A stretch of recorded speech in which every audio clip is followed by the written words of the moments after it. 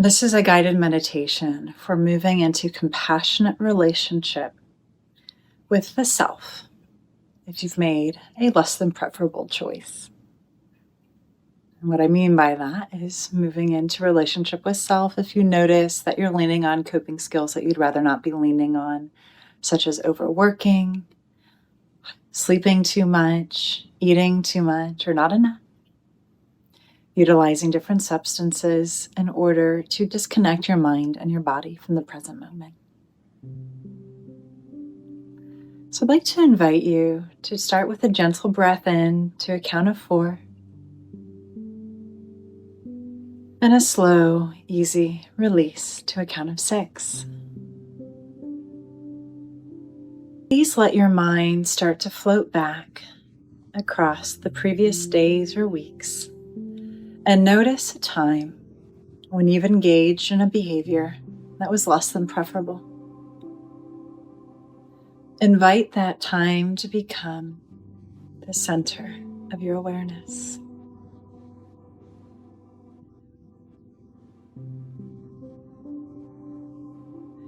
You may find that your mind or your body would rather not do this.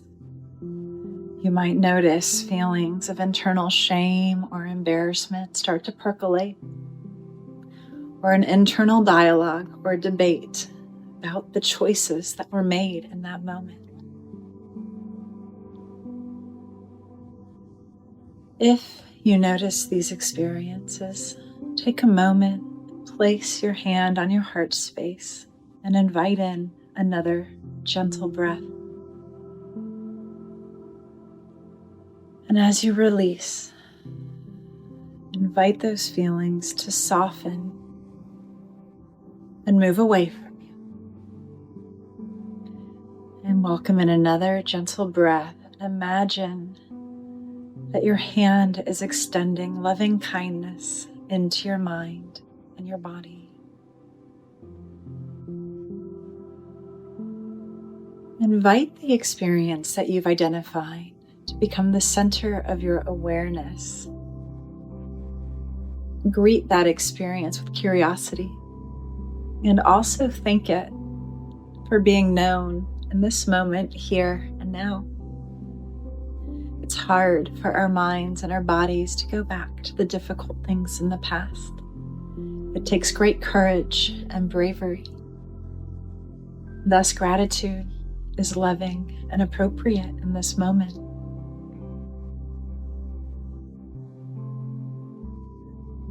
As you move into relationship with this experience, invite your mind now to drift 30 seconds, a minute, a couple minutes prior, right before the choice was made to do the thing. Notice what was happening in your mind and your body right before. These moments right before these choices often embody the feelings and the thoughts that we're trying to soothe, soften, or even numb ourselves from. These are the experiences that need our loving care and attention.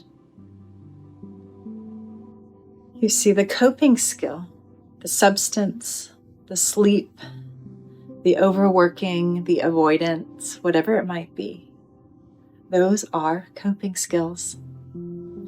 Those are the things that our mind is using to help us feel okay in the moment, because whatever is happening prior to that moment feels so big and so overwhelming. From this light, those choices, the relationship with those experiences don't leave much room for shame, because they come from our brain doing the best that it can in the moment with what tools and skills it has accessible. So thank your mind and your body. Extend gratitude towards yourself for your resiliency in the face of difficulty.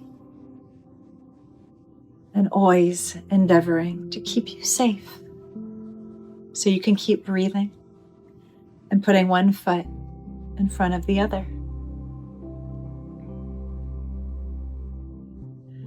Now that you've found that version of you that was in such deep pain, was experiencing such complicated emotions that the only natural course of action was to do the less than preferable thing, I'd like to invite you to deepen your relationship with that part of you.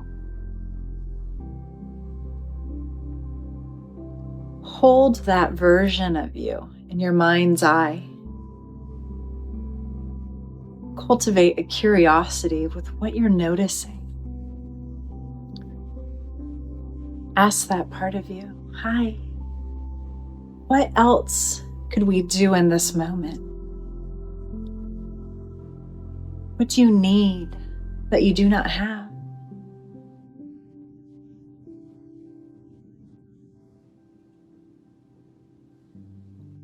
And if that part of you replies, beautiful, you might notice that that part of you doesn't quite know itself. And if that's okay, we're going to learn as we continue to grow and heal. And so perhaps for now, ask that part of you if you could give it a warm, gentle hug. Perhaps if you could sit beside each other, hand in hand, and simply be together without shame, without judgment. Simple, loving acknowledgement that sometimes life is hard. And sometimes we make choices that are less than preferable. But those choices are always in the endeavor to help us keep breathing, living, and moving forward.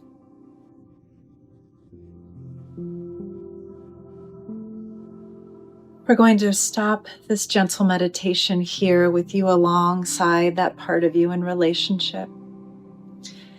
And I'd like for you to find a pen and a paper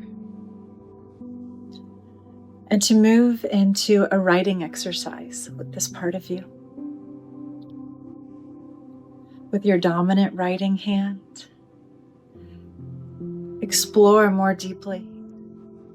What is the emotional world of this part of you before the substance, the sleep, the work is brought on board? And then switch the writing utensil to your non-dominant hand and invite that part of you to reply. You might find that you get several pages of written material here, or it might be a quick back and forth of just a couple lines. Our true desire here is to let that part of us know that we see them with loving, gentle compassion, that we want to learn more, that they're not alone.